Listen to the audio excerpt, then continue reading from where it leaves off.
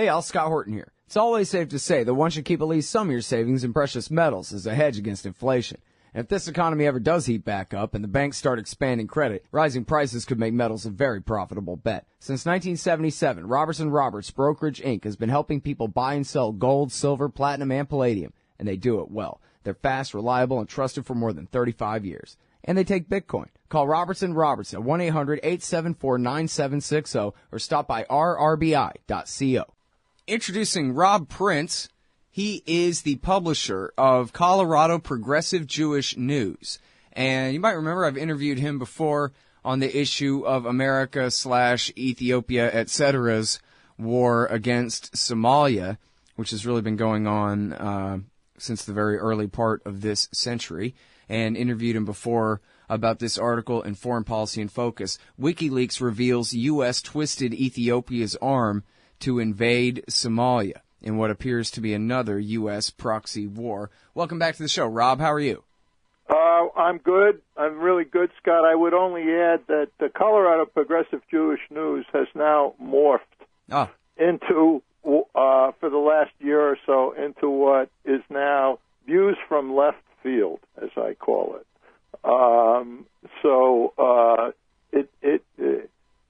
It died a peaceful death.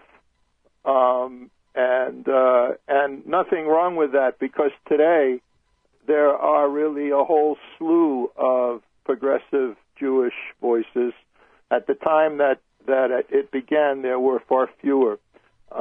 So it's fine. Anyhow, let's go on. I did want to make that initial point. Sure, and that's you say views from left field, correct? That's right. Yes. Okay. Well, it's my views. Sure. Occasionally there's somebody else, but mostly it's my views, and it's mostly articles or talks. So the articles appear in Foreign Policy in Focus. There's a Tunisian human rights website called Nawat, NAWAAT.org. It's actually it's won major awards. I write for them too, and on occasion I write for another publication which is you really should look into. It's called Algeria Watch. Huh. Actually, Nawat and Algeria Watch, they have articles in different languages, but the stuff in English is as good as it gets in terms of North Africa, and you don't see much that's really good in English on North Africa. That's solid, that's progressive, that kind of stuff. So I write for them, and I just had a couple pieces that have appeared, and on occasion my stuff does appear in Counterpunch. I had a piece there a couple weeks ago. All right, so that's who I write for, and then I put it, I basically just put it on the same stuff on the blog. All right, cool. Okay. All right. So now back to Somalia. I think, we kind of need to start this interview with a correction, unfortunately, but I think it's all right. I went hunting for the WikiLeaks in question here, and I couldn't find it, Rob. That's right, and neither could I. The original source of it was an article from a publication called the Sudan Times, which referred to a WikiLeaks piece. And so that was my original source. And in looking over the WikiLeaks material, I couldn't find it. Now, I might add that, if you go to WikiLeaks and you go to a country, Somalia or Ethiopia, what comes up is, 10,000 communications. Right. I've actually gone through a fair number of them, but I haven't found it either. And so for that, I should have. I admit I should have followed up on that at the time. Mm-hmm. Well, and the thing of it is that it was quite a credible piece of propaganda when they say WikiLeaks reveals what we already know, basically. And I guess there is a question of just how much America twisted Ethiopia's arm, but there's no question, even from the very beginning, even in the New York Times and the Washington Post, that this invasion, the Ethiopian army was accompanied by the CIA and the Joint Special Operations Command in the entire thing. I mean, that's the official version of the invasion of Christmas 2006. Yes. If you look in preparation, actually, for this interview, I started rereading stuff on Somalia. And, of course, there's not a lot, but there is some good stuff. And I would recommend it to people who are interested in this. One, I don't have a Bible, but as close as it gets on these secret wars is Jeremy Scahill's Dirty Wars and the sections on that on Somalia. And there was also a recent piece that appeared, I think it was a week ago or something like that. Oh, no, more recently than that. No, I'm sorry. This one is from Foreign Policy, July 2nd, 2015, by Ty McCormick, exclusive. U.S. operates drones from secret bases in Somalia. And then some articles that appear at the Global Research, the Canadian site. I keep hearing, kind of nasty comments about that site, but I want to tell you the stuff that I've seen is quite good. It's solid.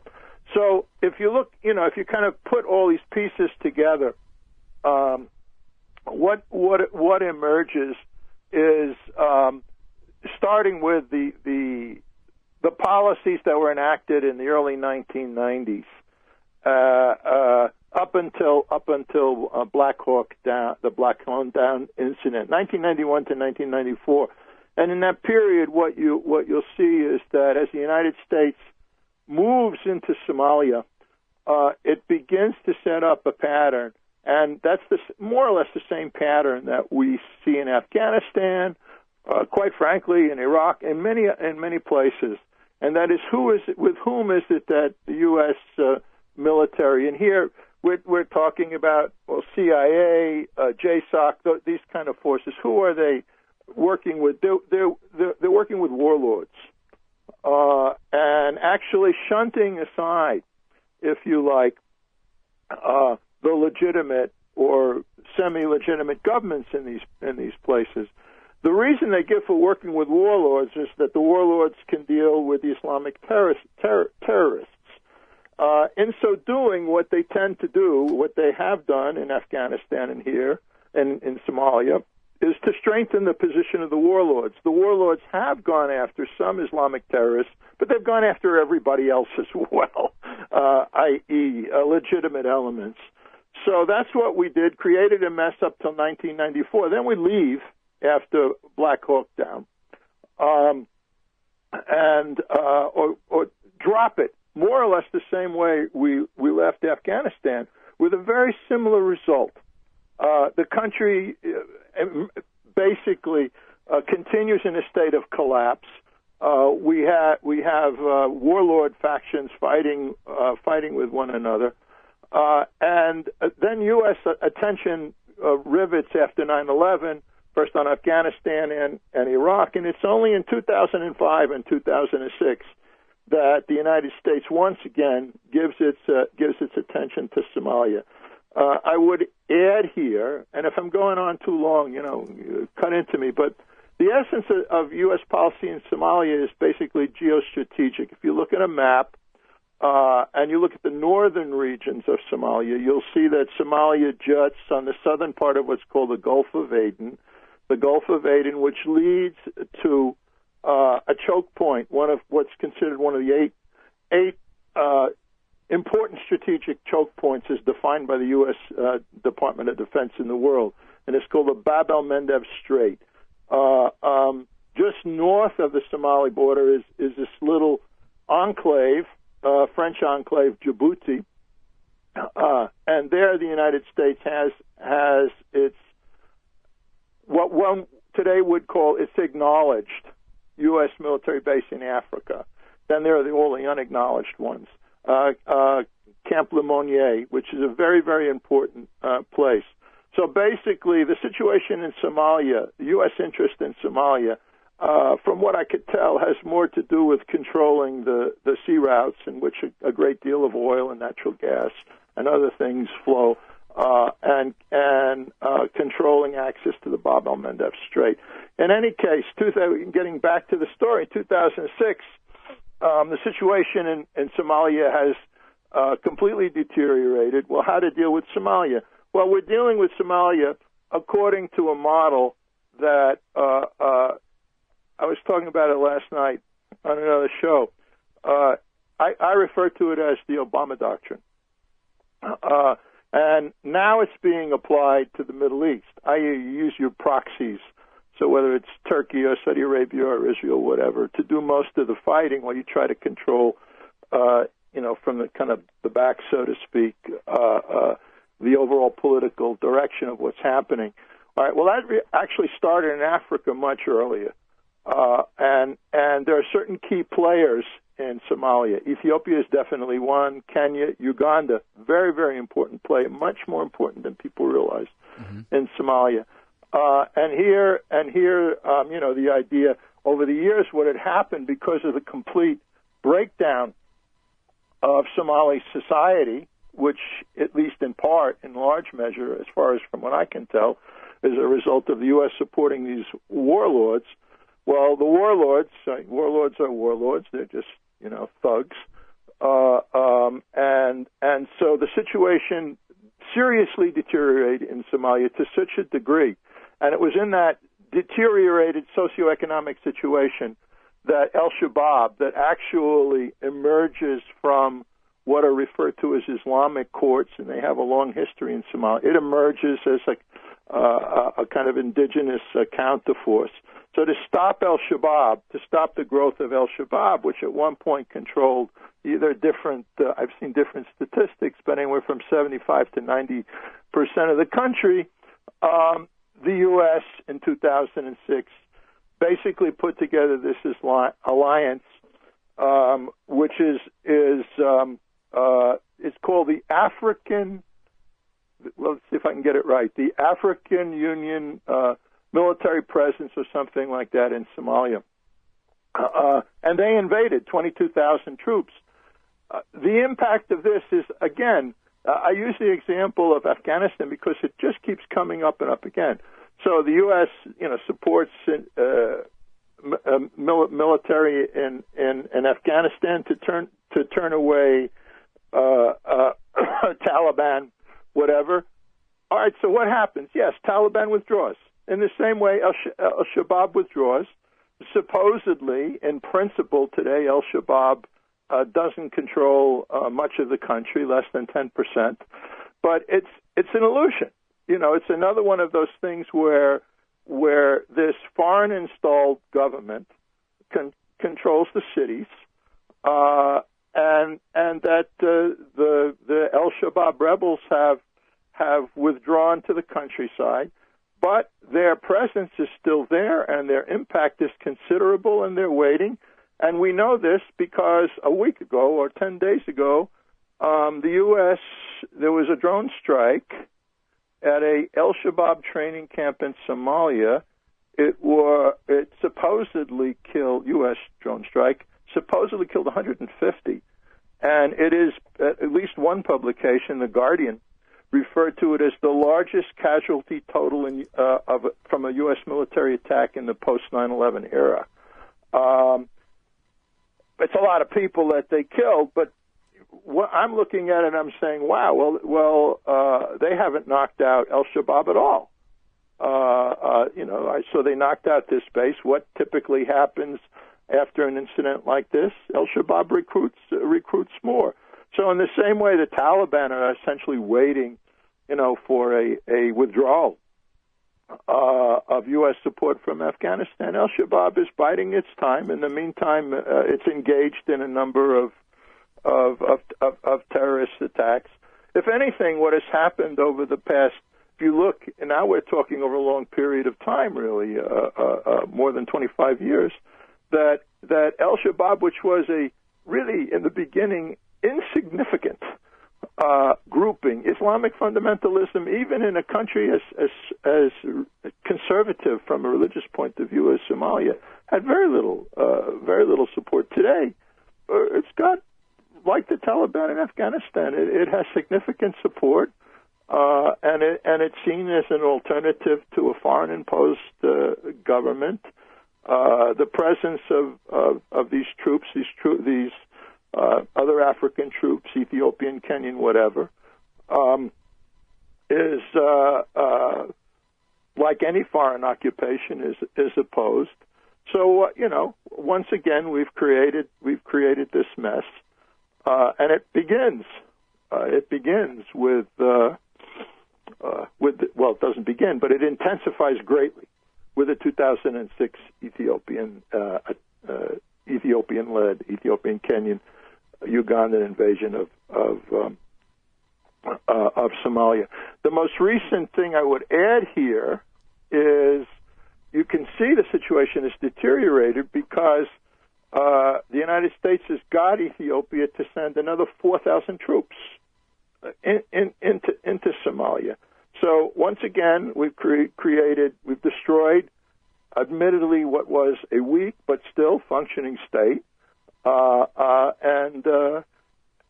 from that destroyed state, we see a generation now of instability, of radical Islamic fundamentalism, and the sense that I get is that this is what they wanted in the first place. A much weaker Somalia that foreign elements could dominate and do.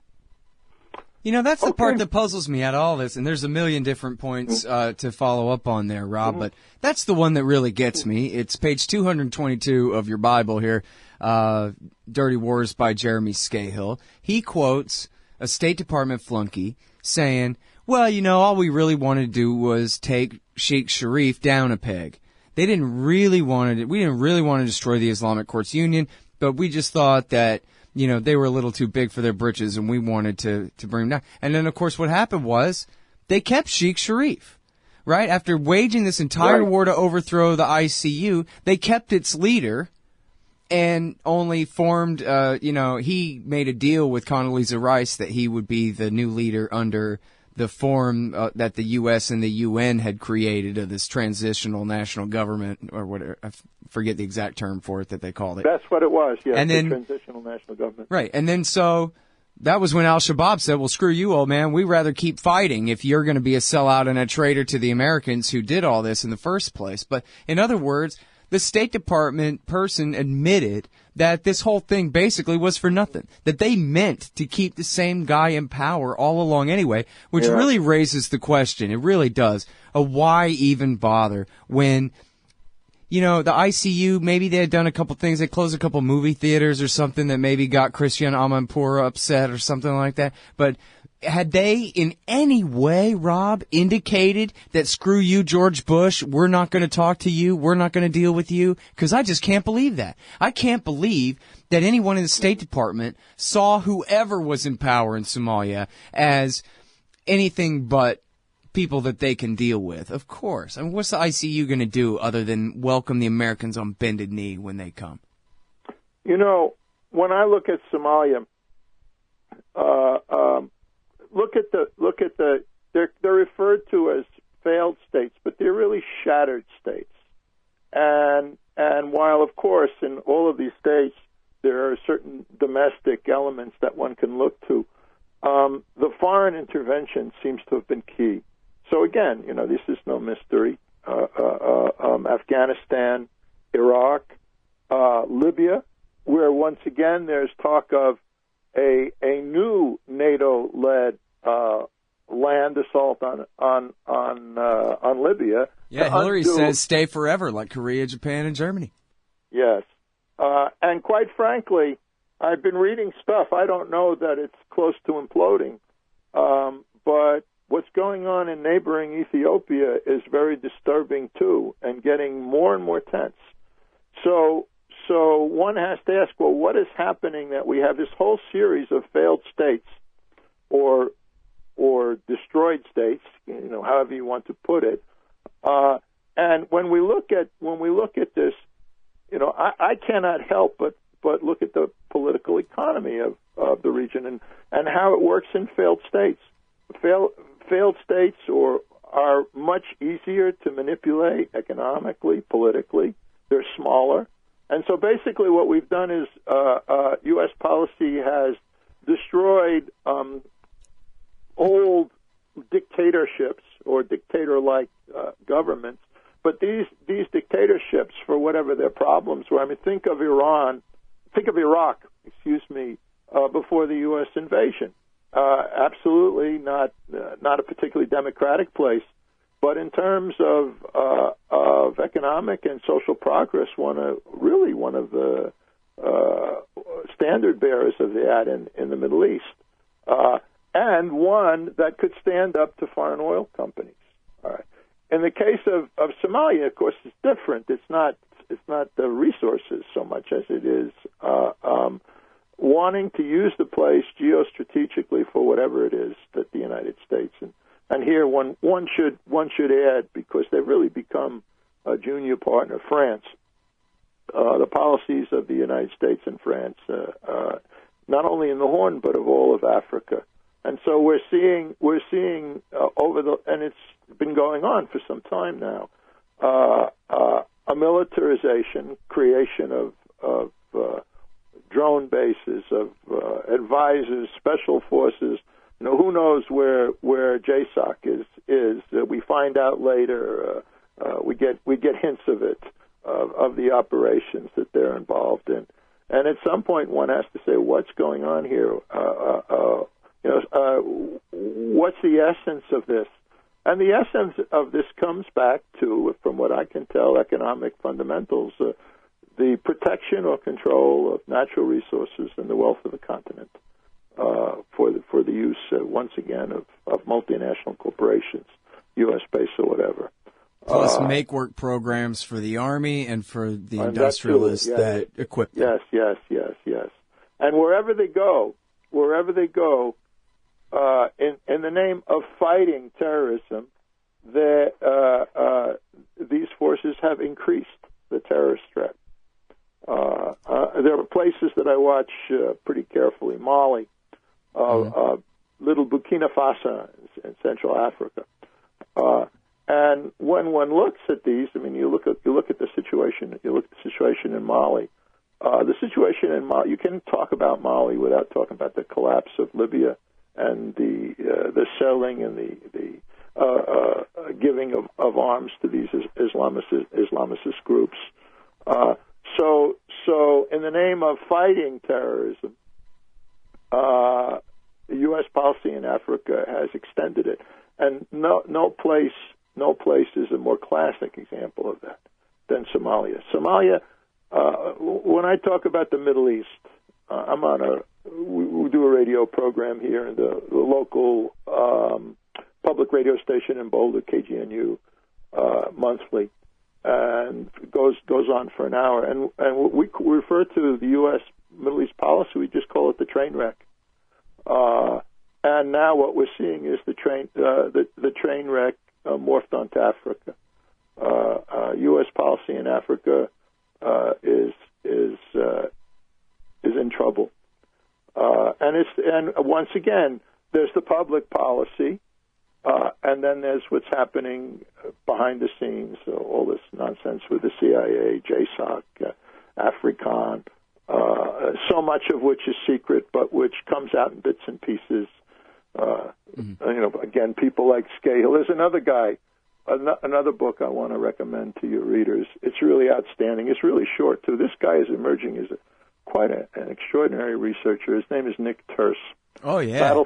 Tomorrow's Battlefield. He's the world's best, man. Yeah. I was wondering if you were going to say that. Yeah.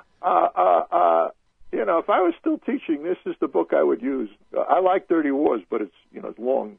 Kids don't read long books. This book says it all in, 150, 160 pages. So that's what's happening, throughout the content. I want to add something else here. Sure. Because I'm watching these in this kind of post-communist era that we're living in. So if you look, for example, we could take the case of Syria and the case of Somalia. Right? In some ways they're different, but in one way they're similar. I.e., they had in these countries what I would refer to as a legitimate opposition. All right. What the goals of the opposition were classic goals, greater democracy, more economic independence, whatever.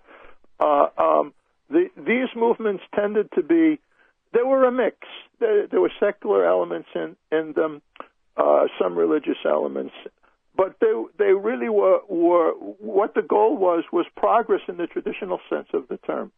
But in this current period, these legitimate oppositions are weak, and they don't have the political experience.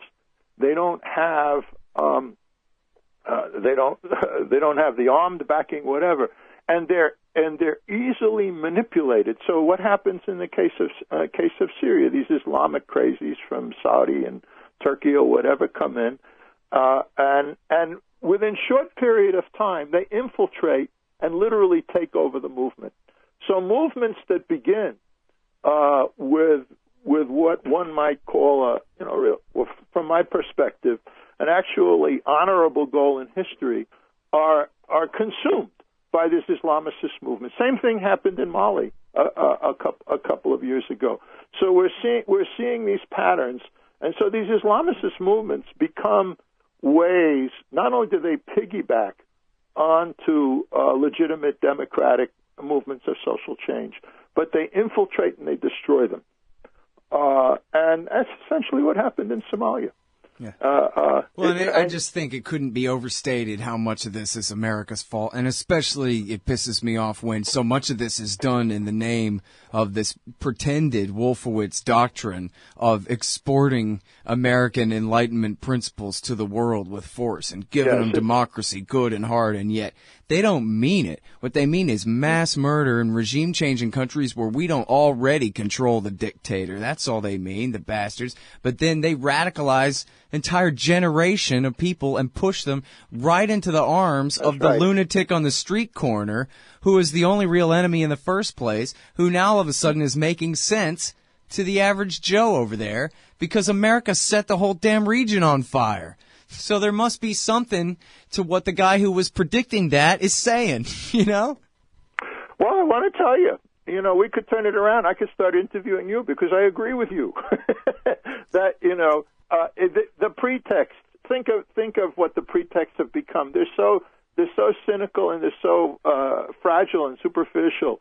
So you give the Wolfowitz version of it. We're exporting democracy and it's a wonderful thing. Blah blah blah. What's the most recent one? Military intervention for humanitarian means, right? Which we saw in Libya, which we nearly saw very close to seeing in Syria in 2013. It plays, what I can say about it is, of course it plays well at home. It plays well at home for a population that has been denied access to what's really going on in the world. What are we doing wrong? We're bringing them democracy. We're getting rid of the tyrants, blah, blah, blah, blah, blah. All right. Once you leave the borders of this country, nobody believes that nonsense. It's seen for what it is. It's a cynical pretext, if you like. There's a really interesting scholar. His name is Mandami. I don't know if you come across him. He's really fine book on Rwanda, on Darfur, and places like that. But basically, he talks about humanitarian intervention, and he calls it the back door to U.S. military intervention in different parts of the world. So whether it's the Wolfowitz, if you like, pretext, or the Samantha Powers addition to it, we could call it, we're coming up with excuses. And this is, in the old days it was simple. Oh, they're communists, whether they were or not. In the post-communist era, the United States has had to come up with a new pretext for intervention. And Wolfowitz and Samantha Powers have what they've provided is, if you like, the sugar coating, all right, on the cyanide pill. And what I was astounded, before. I'm retired now, by the way, but just before I retired, this is what you would hear, this stuff at the Korbel School of International Studies where I was. really people into humanitarian intervention, people who should know better and didn't. Well, maybe they did. I don't know.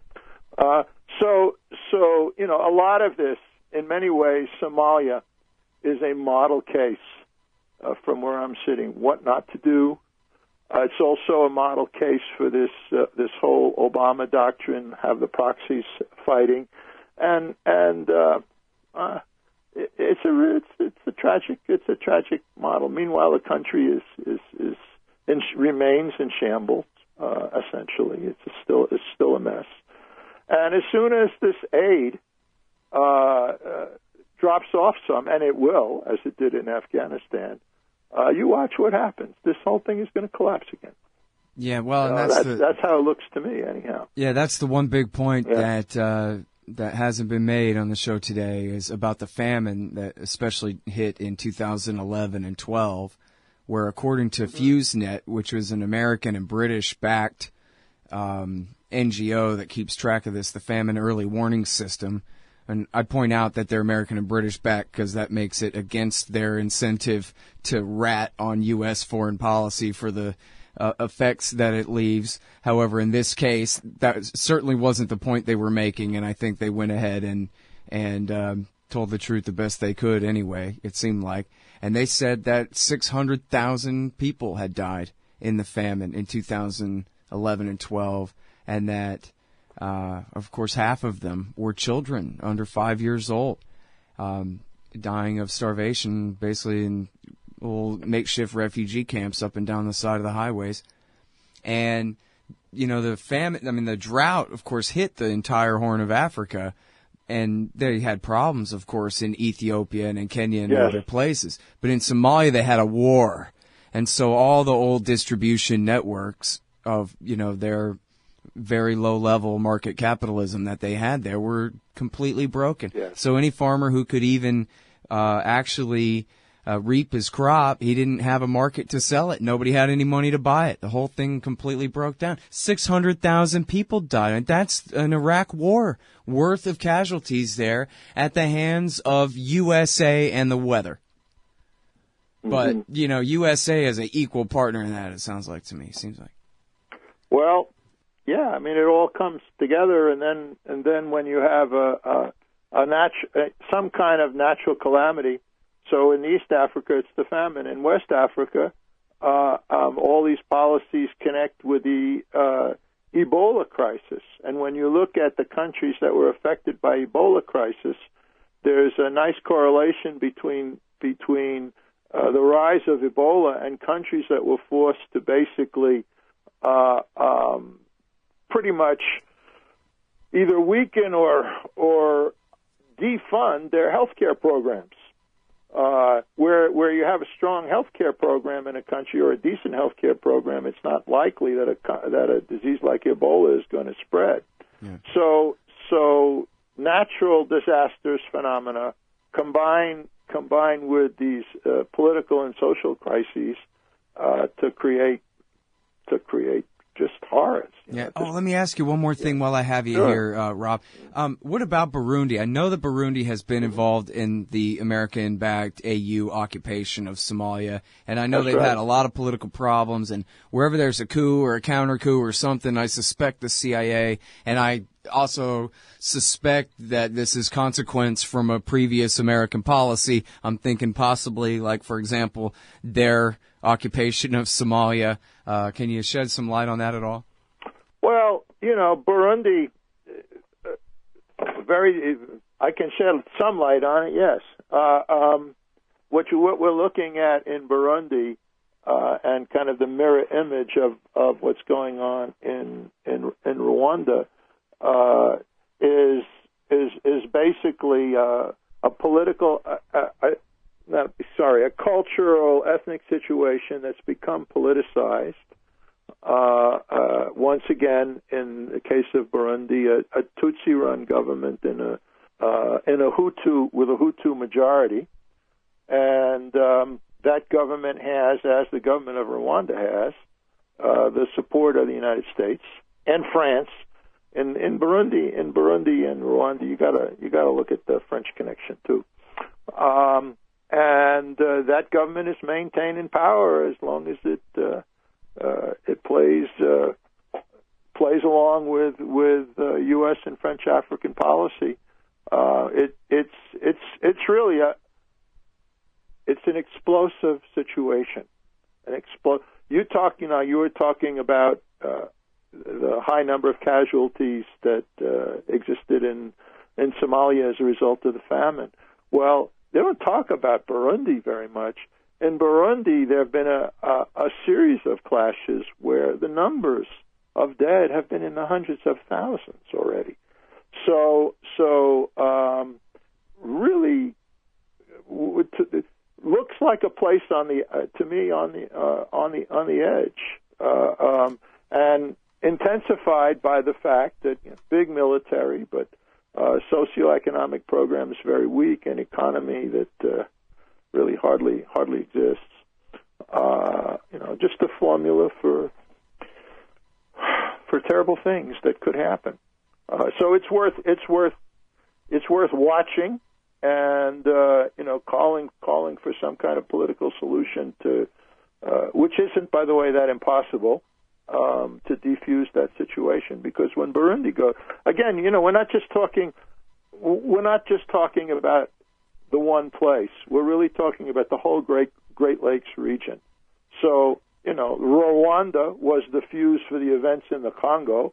So first we have a genocide in Rwanda, horrific genocide in Rwanda, that spills over into the Congo. The government of the Congo collapses, Lumumba and all that. And then we have really one of the worst, most just painful periods in Africa. The number of people that died in the Congo, 1998, 2005, estimated to be somewhere, they used the famous 6 million figure. All right. So if Burundi explodes, you can be sure that the spillover effect will affect that whole region. Mm-hmm. So, by the way, Rob, you accidentally said Lumumba, but you meant to say Mobutu. Oh, I meant to say Mobutu. Yeah. Yes. That's I knew what you meant, but I just wanted to clarify for people listening. Right. Of course, Mobutu, my good man. Yeah. No. All right. Well, anyhow, yeah. I'll tell you what, man. It's a hell of a thing, and I guess, plenty of fodder for a lot more discussion, because as the American interventions and terror wars on both sides expand throughout the continent, it's just going to be the excuse for more and more intervention there, whether under Trump or Hillary, I think. So the U.S. Army has their way. I'm afraid so. We're not looking at any... And Americans don't care, because it's Africa. So by all means, Army, go ahead and kill whoever you want and do whatever you want. That's basically going to be the attitude about this. We sort of have a history with the Africans here in America. Yes. All right. Well, look, man, thank you. I hope it was useful for you. And, it was very good. Appreciate it very much, Rob. You take care, all right? You too. Bye-bye. All right, y'all. That is Rob Prince. He's at viewsfromleftfield.com. Hey, y'all, Scott here. On average, how much do you think these interviews are worth to you? Of course, I've never charged for my archives in a dozen years of doing this, and I'm not about to start.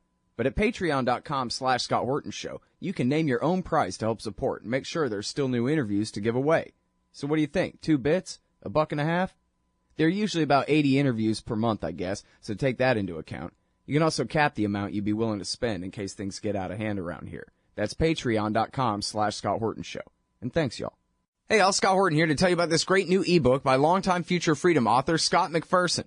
Freedom and Security, the Second Amendment and the Right to Keep and Bear Arms. This is the definitive principled case in favor of gun rights and against gun control. America is exceptional. Here the people come first, and we refuse to allow the state a monopoly on firearms. Our liberty depends on it. Get Scott McPherson's Freedom and Security, the Second Amendment and the Right to Keep and Bear Arms on Kindle at Amazon.com today. You hate government? One of them libertarian types? Or maybe you just can't stand the president, gun grabbers, or warmongers. Me too. That's why I invented LibertyStickers.com. Well, Rick owns it now, and I didn't make up all of them, but still, if you're driving around and want to tell everyone else how wrong their politics are, there's only one place to go. LibertyStickers.com has got your bumper covered. Left, right, libertarian, empire, police state, founders quote, central banking. Yes, bumper stickers about central banking. Lots of them. And, well, everything that matters. LibertyStickers.com. Everyone else's stickers suck.